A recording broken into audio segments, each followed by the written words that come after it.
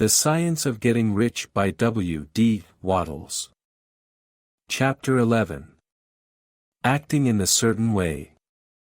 Thought is the creative power, or the impelling force which causes the creative power to act. Thinking in a certain way will bring riches to you, but you must not rely upon thought alone, paying no attention to personal action.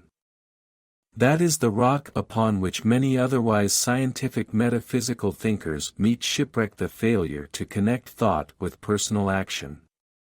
We have not yet reached the stage of development, even supposing such a stage to be possible, in which man can create directly from formless substance without nature's processes or the work of human hands. Man must not only think, but his personal action must supplement his thought.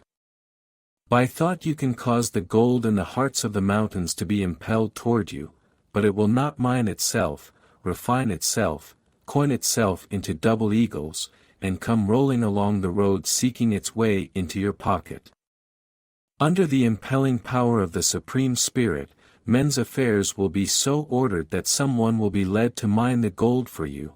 Other men's business transactions will be so directed that the gold will be brought toward you, and you must so arrange your own business affairs that you may be able to receive it when it comes to you. Your thought makes all things, animate and inanimate, work to bring you what you want, but your personal activity must be such that you can rightly receive what you want when it reaches you. You are not to take it as charity, nor to steal it. You must give every man more in use value than he gives you in cash value.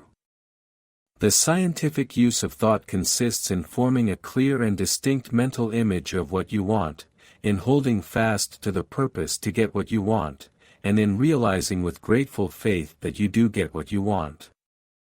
Do not try to project your thought in any mysterious or occult way, with the idea of having it go out and do things for you. That is wasted effort, and will weaken your power to think with sanity. The action of thought in getting rich is fully explained in the preceding chapters. Your faith and purpose positively impress your vision upon formless substance, which has the same desire for more life that you have, and this vision, received from you, sets all the creative forces at work in and through their regular channels of action, but directed toward you. It is not your part to guide or supervise the creative process.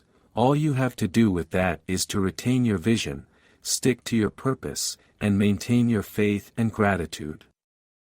But you must act in a certain way, so that you can appropriate what is yours when it comes to you, so that you can meet the things you have in your picture, and put them in their proper places as they arrive.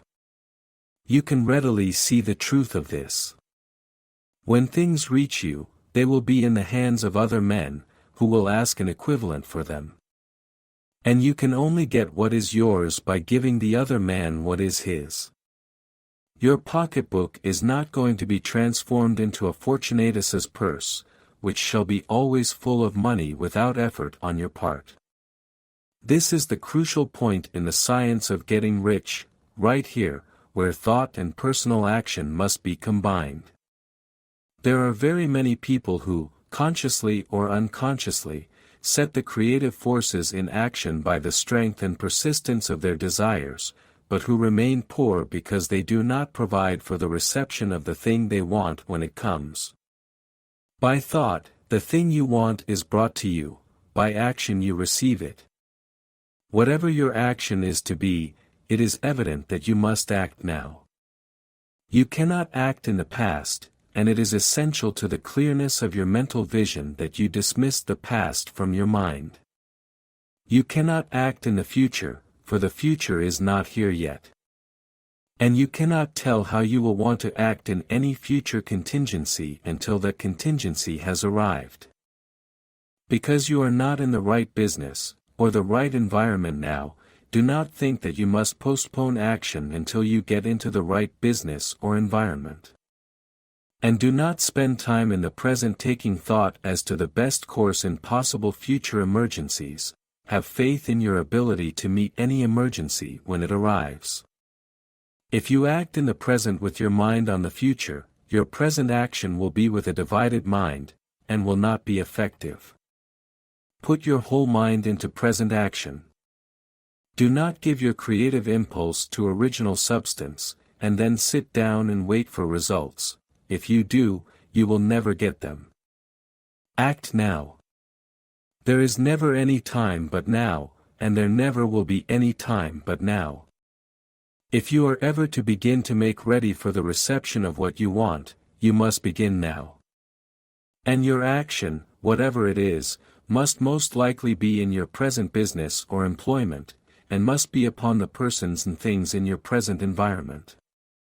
You cannot act where you are not, you cannot act where you have been, and you cannot act where you are going to be, you can act only where you are. Do not bother as to whether yesterday's work was well done or ill done, do today's work well. Do not try to do tomorrow's work now, there will be plenty of time to do that when you get to it. Do not try, by occult or mystical means, to act on people or things that are out of your reach. Do not wait for a change of environment before you act, get a change of environment by action. You can so act upon the environment in which you are now, as to cause yourself to be transferred to a better environment. Hold with faith and purpose the vision of yourself in the better environment, but act upon your present environment with all your heart, and with all your strength, and with all your mind. Do not spend any time in daydreaming or castle building, hold to the one vision of what you want, and act now. Do not cast about seeking some new thing to do, or some strange, unusual, or remarkable action to perform as a first step toward getting rich.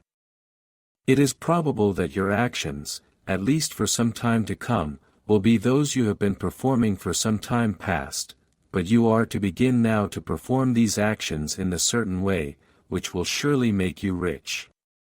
If you are engaged in some business, and feel that it is not the right one for you, do not wait until you get into the right business before you begin to act.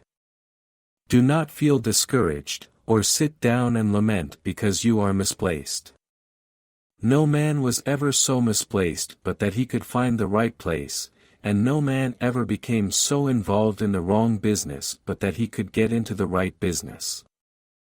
Hold the vision of yourself in the right business, with the purpose to get into it, and the faith that you will get into it, and are getting into it, but act in your present business.